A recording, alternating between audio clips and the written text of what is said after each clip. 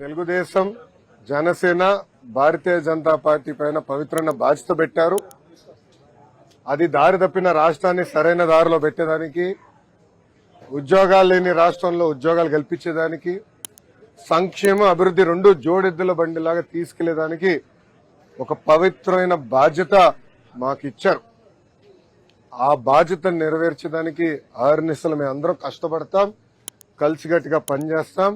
ఆంధ్ర రాష్ట్రానికి పూర్వ వైభవం తీసుకొచ్చే బాధ్యత ఈ మూడు పార్టీలు కలిసిగట్టుగా చేస్తాయని ఆంధ్ర రాష్ట్ర ప్రజలందరికీ నేను ఈరోజు తెలియజేస్తున్నాను. ప్రత్యేకంగా మంగళగిరి నియోజకవర్గానికి వచ్చేగల 1985 తర్వాత మంగళగిరి నియోజకవర్గం పైన పసుపు జెండా ఎగరలేదు. తెలుగుదేశం, జనసేన, భారతీయ జనతా పార్టీ నాయకులందరూ కృషితో ఈరోజు 91,000 పైచిలుక మెజార్టీతో నేను గెలుస్తాం జరిగింది. ఇది ఈరోజు నాకున్న సమాచారం మేరకు ఆంధ్ర రాష్ట్ర చరిత్రలో 3వ స్థానంలో ఈ మెజారిటీ ఉంది. ఈ ఎన్నికల్లో అన్ని రికార్డులు సృష్టించింది తెలుగుదేశం, జనసేన, భారతీయ జనతా పార్టీ కూటమి.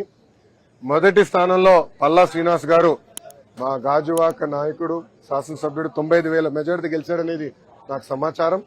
రెండో స్థానంలో గంటా శ్రీనివాసరావు గారు భీమిలి నియోజకవర్గంలో దాదాపు 92,000 మెజారిటీ గెలిచారని, నేను మెజారిటీలో 3వ స్థానంలో ఉన్నాను.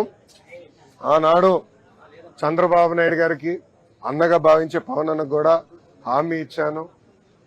ఎవరు ఊహించిన మెజారిటీతో నేను మంగళగిరి గెలిచి కానుక కింద ఈ సీట్ ఇస్తానని హామీ ఇచ్చాను. ఆ హామీని నిలబెట్టుకున్నా. దాని వెనకాల ప్రజల ఆశీస్సులు నాతో ఉన్నాయి, దేవుడు ఆశీస్సులు నాతో ఉన్నాయి. ఇంత మెజారిటీతో గెలిచిన తర్వాత మా పైన బాధ్యత పెరుగుతుంది, ప్రత్యేకంగా నా పైన బాధ్యత పెరుగుతుంది. మంగళగిరి ప్రజలకి నేను అనేక హామీలు ఇస్తాం కూడా జరిగింది. గత 5 సంవత్సరాలుగా వాళ్ళకి అనేక సంక్షేమ అభివృద్ధి కార్యక్రమాలు చేస్తాం కూడా జరిగింది. వచ్చే 5 సంవత్సరాలు వాళ్ళకి అనేక పనులు చేయాలి, ఇచ్చిన హామీలు నిలబెట్టుకోవాలి. ఒక ఆదర్శ నియోజకవర్గంగా మంగళగిరిని తీర్చిదిద్దే బాధ్యత ఇప్పుడు ఎమ్మెల్యేగా మంగళగిరి ప్రజల కోసం లోకేష్ చేస్తాడని ఈ మీడియా సమావేశంగా మంగళగిరి ప్రజలందరికీ తెలియజేస్తున్నాను. ఇప్పుడు మీడియా మిత్రులకి ఏమైనా ప్రశ్న ఉంటే దానికి ఒక్క నిమిషం అండి. మీడియా మిత్రులకి ఏమైనా ప్రశ్న ఉంటే ఇప్పుడు అడగాల్సిందిగా కోరుతున్నాను. ఇప్పుడు అడగండి. మాటిచ్చారు, మిమ్మల్ని ఇబ్బంది పెట్టిన వాళ్ళ పేర్లన్నీ కూడా ఒక బుక్ లో రాసా ఉన్నారు. ఆ బుక్ లో ఉన్న పేర్లు పనికి కల్పించబోతున్నారా? అంటే వాళ్ళు న్యాయం చేసే దిశగా లేకపోతే నేను మళ్ళీ చాలా స్పష్టంగా చెప్తాను. నా యువగలం పాదయాత్రలో స్పష్టంగా ప్రజలకి, కార్యకర్తలకు నేను హామీ ఇచ్చాను. ఏ అధికారులు వైకాపా నాయకులైతే చట్టాన్ని ఉల్లంఘించి ప్రజల్ని, తెలుగుదేశం పార్టీ కార్యకర్తలు ఇబ్బంది పెట్టారో వాళ్ళపైన ఎంక్వైరీ చేస్తాం. అధికారులకు సంబంధించిన విధంగా జ్యుడిషియల్ ఎంక్వైరీ చేస్తాం. ఎంక్వైరీ నివేదిక మేరకు సర్వీస్ నుంచి డిస్మిస్ చేసి జైలుకు పంపించడానికి కూడా నేను వెనకాడను అని ఆనాడు ప్రజలకి చెప్పా, కార్యకర్తలకు చెప్పా. అది ప్రజలు ఒప్పుకున్నారు. అందుకే ఈరోజు ఎప్పుడు లేని విధంగా మనకు మ్యాండేట్ వచ్చింది. తప్పనిసరిగా ఇచ్చిన మాట, ఇచ్చిన హామీ నేను నిలబెట్టుకుంటాను అండి. నేను వైకాపా, దయచేసి వైకాపా నాయకులకి, పార్టీకి సూచించే స్థాయి నాది కాదు. మేమేం చేస్తాం చాలా స్పష్టంగా చెప్పాం. కక్ష సాధింపులు, హెరాస్మెంట్లు, ప్రభుత్వ ఆస్తులు ధ్వంసం చేస్తాం, ఇది మాకు రాదు, మేము చేయం. ఇదంతా ఆ పార్టీకి తెలిసింది. అందుకే ప్రజలు ఈరోజు ఇలాంటి మ్యాండేట్ కూటమికి ఇస్తాం జరిగింది. సో మాకు ఇచ్చిన మ్యాండేట్ నిలబెట్టుకోవాల్సిన అవసరం 3 పార్టీల పైన ఉన్నాయి. ఎందుకంటే ఆంధ్ర రాష్ట్ర చరిత్రలో ఎవరికి రాని మ్యాండేట్ మాకు వచ్చింది, ఎవరికి రాని మెజారిటీలు మాకు వచ్చినాయి. ఆ బాధ్యత మేము నిలబెట్టుకోవాలి. ఉందాతనంగా ప్రజలకి సేవ చేసే దిశగా మేము పనిచేస్తాం. ఇచ్చిన ప్రతి హామీ నిలబెట్టుకునే బాధ్యత మేము తీసుకుంటాం.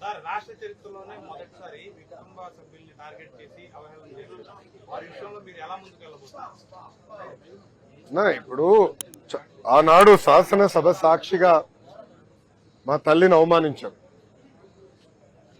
అది తట్టుకోలేక చంద్రబాబు నాయుడు గారు ఆనాడు శపథం కూడా చేశారు. మళ్ళీ ముఖ్యమంత్రిగా ఈ సభలో అడుగు పెడతానని ఆనాడు చెప్తాం జరిగింది. ప్రజలు అది గమనించారు. అందుకే ఇలాంటి మ్యాండేట్ మాకు ఇచ్చారు. మీరు ఈ ఎన్నికల ప్రచారంలో కానివ్వండి, గతంలో మేము అధికారంలో ఉన్నప్పుడు కానివ్వండి, ఎప్పుడు కుటుంబ సభ్యులు జోలికి వెళ్ళలేదు. వ్యక్తిగతంగా దొంగ కేసులు పెట్టి ఉన్న జైలుకు పంపించే ఆలోచన మాకు గతంలో లేదు, ఇప్పుడు కూడా లేదు.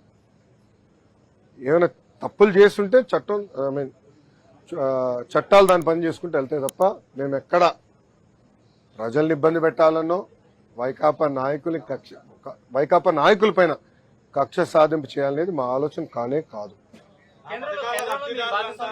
కేంద్రంలో మీరు భాగస్వామ్యం ఉన్నారు. ఇప్పుడు కేంద్రానికి రావాల్సిన అంటే రాష్ట్రానికి రావాల్సిన రాయితీల్లోనూ కొన్ని హక్కుల్లోనూ వాటి విషయంలో ఏ విధంగా గతంలోనే చెప్పాము. నేను కూడా ప్రధానమంత్రి గారు ఉన్నప్పుడు నేను మారటం కూడా జరిగింది. ఆంధ్ర రాష్ట్రానికి అనేక పెండింగ్ ప్రాజెక్ట్స్ ఉన్నాయి. అదేవిధంగా విభజన చట్టంలో మనకు రావాల్సిన అనేక విషయాలపైన స్పష్టత రావాలి. మనకు హామీలు కూడా నిలబెట్టుకోవాల్సిన బాధ్యత కేంద్ర ప్రభుత్వం పైన ఉంది, రాష్ట్ర ప్రభుత్వాల పైన ఉన్నాయి. అమరావతి అవ్వచ్చు, పోలవరం అవ్వచ్చు, వెనుకబడిన జిల్లాల అభివృద్ధి కావచ్చు, ఇవన్నీ ఉన్నాయి. ఇవన్నీ కలిసికట్టుగా మేము ముందరికి వెళ్తాం. ఇవన్నీ గతంలోనే పొత్తులోకి వెళ్లే ముందే మాతో మాడాం, చర్చించాం, స్పష్టమైన హామీ వాళ్ళు ఇచ్చారు. దాని మేరకు పొత్తుకెళ్ళాం. ఈరోజు తెలుగుదేశం జనసేన పార్టీ ఎన్డీఏలో భాగస్వామ్యంలో మేము కంటిన్యూ అవుతాం. దాంట్లో ఎలాంటి డౌట్ లేదు. ఎన్డీఏకి క్లియర్ మెజారిటీ వచ్చింది కదా, ఎన్డీఏకి క్లియర్ మెజారిటీ వచ్చింది. సో దాంట్లో వేరే ఆలోచన తెలుగుదేశం పార్టీ కానీ జనసేన పార్టీకి లేదు. మీ అందరూ ఎన్డీఏలో భాగస్వామ్యం, దాంట్లో ఎలాంటి డౌట్ లేదు. నంబర్ 1. నంబర్ 2, నా భవిష్యత్ అంటే నా పాత్ర ఏంటనేది అది మా అధిష్టానం, మా నాయకుడు చంద్రబాబు నాయుడు గారు నిర్ణయిస్తారు. అది నేను మాట్లాడే విషయం కాదు. ఓకేనా? ఒకే రాష్ట్రం ఒకే రాజధాని, అది అమరావతి. తెలుగుదేశం జనసేన భారతీయ జనతా పార్టీ నాయకులం అందరం కూడా ఆ మాట పైన కట్టుబడి ఉన్నాం. రాజధాని లేని రాష్ట్రానికి రాజధాని అవసరం. కానీ అదేవిధంగా అభివృద్ధి వికేంద్రీకరణ పనులు ఏదైతే ఆనాడు ప్రారంభించాము, ఇప్పుడు అనంతపూర్కి కియా మోటార్స్, చిత్తూరు జిల్లాకి అనేక ఎలక్ట్రానిక్స్ తయారు చేసే పరిశ్రమలు, కడప జిల్లాకి స్పోర్ట్స్, అలా స్పష్టమైన హామీలు గతంలో ఇచ్చాం. హామీలు కూడా నిలబెట్టుకున్నాం. కొన్ని చేయలేకపోయాం, టైం సరిపోలేక. ఈసారి ఇచ్చిన ప్రతి హామీ నిలబెట్టుకునే బాధ్యత మేము తీసుకుంటాం. అన్ని జిల్లాలు సమగ్ర అభివృద్ధి చేసే బాధ్యత కూడా తెలుగుదేశం జనసేన భారతీయ జనతా పార్టీ ప్రభుత్వం తీసుకుంటాం. టూ ఎర్లీ అన్నాయండి. ఎందుకంటే చంద్రబాబు నాయుడు గారు మేము ఇప్పుడు వాళ్ళలాగా డేట్లు ముహూర్తాలు మేము ఫిక్స్ చేసుకోమండి. ప్రజలు తీర్పు వచ్చిన తర్వాత చేయాల్సిన పనులు ఉంటాయండి. ప్రజలు తీర్పు రాకుండా ముందర మేమే ప్రమాణ స్వీకారం ఎక్కడ చేస్తాం, పలాంటి టైం చేస్తాం ఏనాడు మేము అనలేదు, అన్నాం. ఈరోజు తీర్పుని మేము అద్భుతమైన తీర్పు ఇచ్చారు. ఆ తీర్పుని మేము స్వాగతిస్తున్నాం, గౌరవిస్తాం. అది ఇద్దరు పవన్ కళ్యాణ్ గారు, బాబు గారు కూడా కలవబోతున్నారు. కూర్చుని అన్ని విషయాలు మాట్లాడుకున్నారు. అది ఎప్పుడు ఏంటనేది నాయకులందరూ నిర్ణయిస్తారు. రేపు మళ్ళీ ఎన్డీఏ కూడా మీటింగ్ ఉంది. సో ఇన్ని జరగాలి, తర్వాత డిసైడ్ చేస్తారు. కలిసికట్టుగా పనిచేశాం. మీరు చూస్తే 21 సీట్లకి 21 సీట్లు జనసేన పార్టీ గెలిచింది. 10 ఎమ్మెల్యే సీట్లు 8 స్థానాలు భారతీయ జనతా పార్టీ గెలిచింది. తెలుగుదేశం పార్టీ కూడా ఎప్పుడు రాని విధంగా మాకు వచ్చిన మెజారిటీ స్థానాలు మేము కూడా కైవసం చేసుకుంటాం జరిగింది. కలిసికట్టుగా మేము ప్రయాణిస్తాం. ప్రజలు ఒక బాధ్యత పెట్టారు మా పైన. 3 పార్టీలు కలిసికట్టుగా పనిచేయాలి. దారి తప్పిన రాష్ట్రాన్ని సరైన దారిలో పెట్టాలి. గతంలో ఈ ప్రభుత్వం చేసిన పొరపాట్లని మేము చేయకూడదు.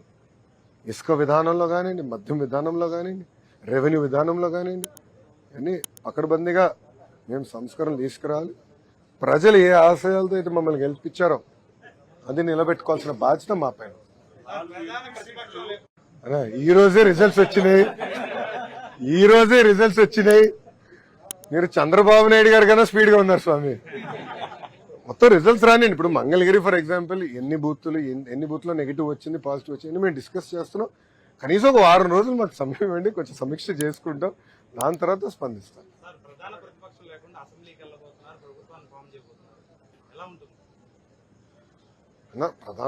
ఇప్పుడు ప్రతిపక్ష నాయకుడు ఉన్నాడా లేదా, హోదా ఉందా లేదా అనేది డిఫరెంట్ స్టోరీ.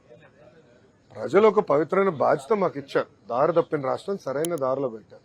ఇప్పుడు గంజాయి విషయం తీసుకుందాం. తరాలే నాశనం అయిపోయింది. అది మనం కట్టడి చేయాలి. రెవెన్యూ విషయం ఉంది, ల్యాండ్ టైటిలింగ్ యాక్ట్, ఒక పనికిమాల చట్టం అది చెప్పాం. దాని తర్వాత మెగా డిఎస్సి హామీ ఇచ్చాం. ఆ డిఎస్సి మేము ఆ హామీని నిలబెట్టుకుంటాం. ఇట్లా స్పష్టమైన హామీలు ప్రజలకు మేము ఇచ్చాం. ఆ హామీలు కలిసికట్టుకు మేము నిలబెట్టుకుంటాం. ఆంధ్ర రాష్ట్రానికి కేంద్రం నుంచి రావాల్సిన నిధులు కూడా తీసుకొచ్చే బాధ్యత కలిసికట్టుగా తీసుకుంటాం. ఓకేమ్మా? సాక్షి లేదా? నో సాక్షి?